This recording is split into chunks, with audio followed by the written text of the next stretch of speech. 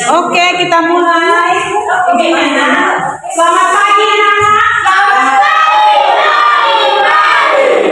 Luar biasa. Kita semangat. Horas. Terima kasih. Maaf mengganggu jam belajarmu. Perkenalkan nama Ibu. Nama saya Eni Bolu Simanjuntak. Hari ini hadir bersama Ibu Tiama Tampubolon.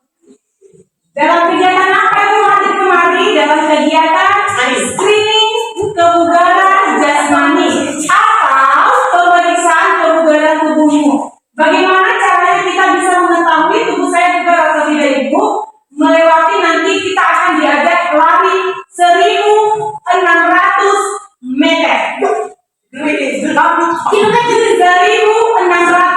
meter.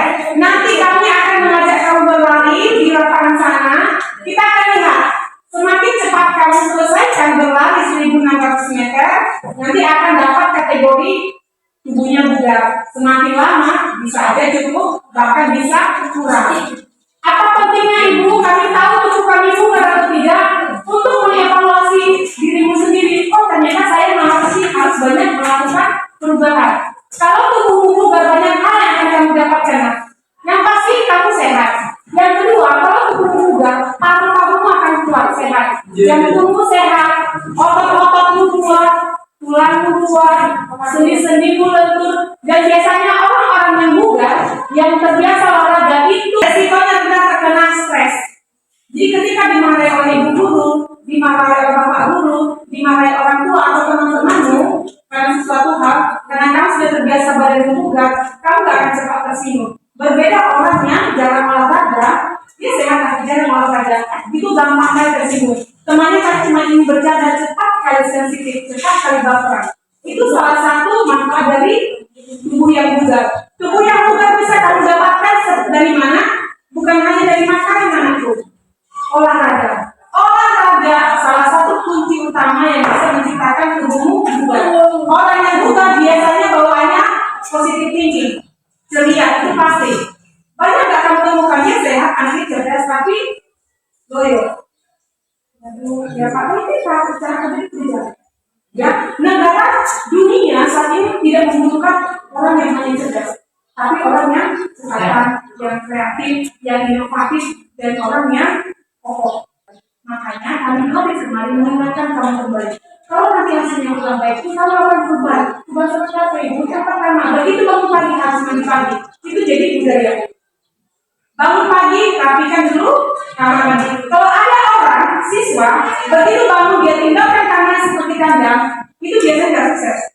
Orang yang sukses dimulai dari hal kecil. Hal yang paling kecil adalah kamarmu. Ya, rapikan dulu.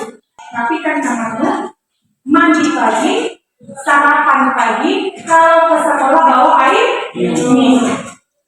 Harus bawa air minum. Wajib itu nanti. Supaya apa? Supaya konsentrasi belajarmu semakin fokus. Ya, itu fungsi air putih.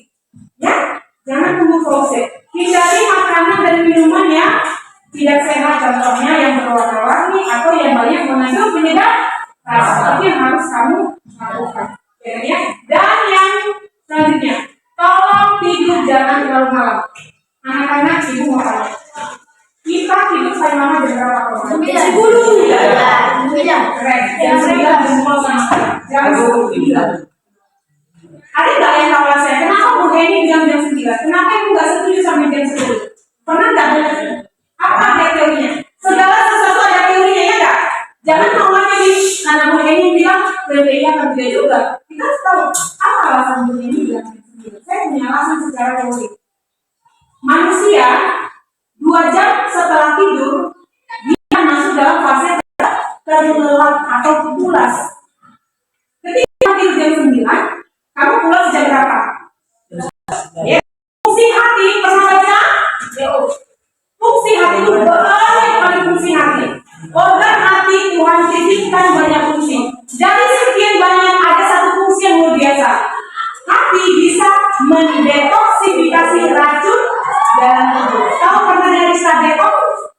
Menetralisir racun, membersihkan racun dalam tubuh. Setiap hari tubuh manusia itu banyak masuk racun. Bisa dari makanan, bisa dari minum,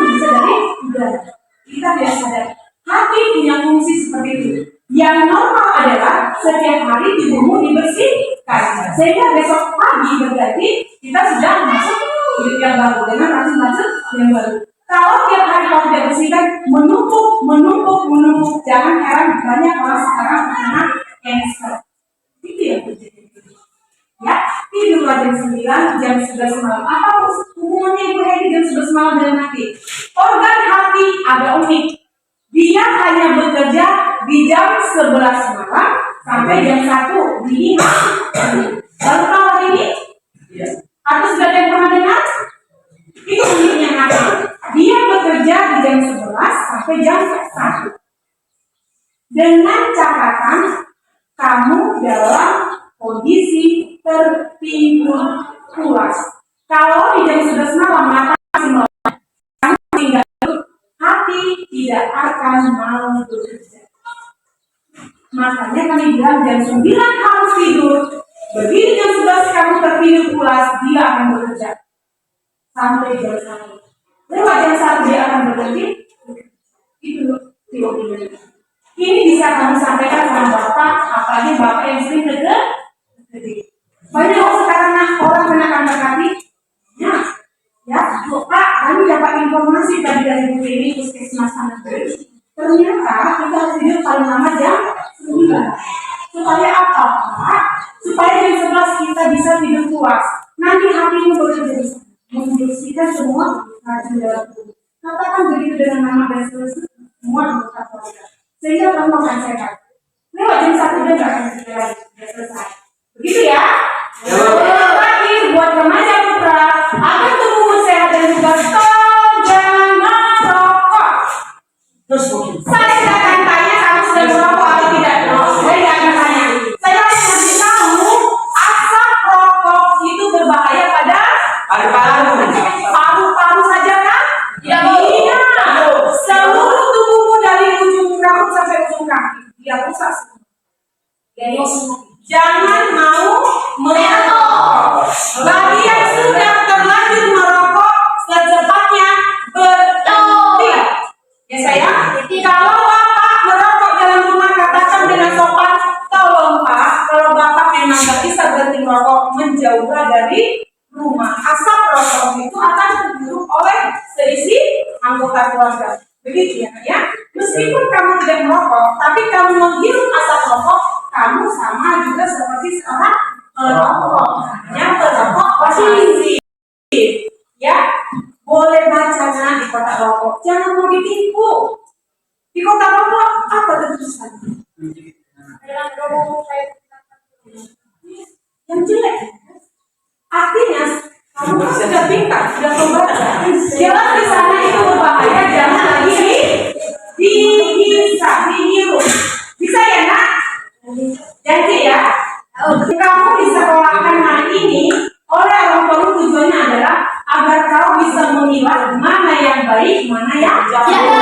Kalau sudah disekolahkan sampai 12 tahun sama orang tua, tetap saja kamu seperti orang tidak sekolah yang tidak bisa membedakan mana yang baik dan buruk. Sedikatlah hati orang tua. Gampang cari uang bisa lebih banyak, sia-sia anak kecil. Jadi tunjukkan kamu anak yang sudah sekolah, anak yang cerdas.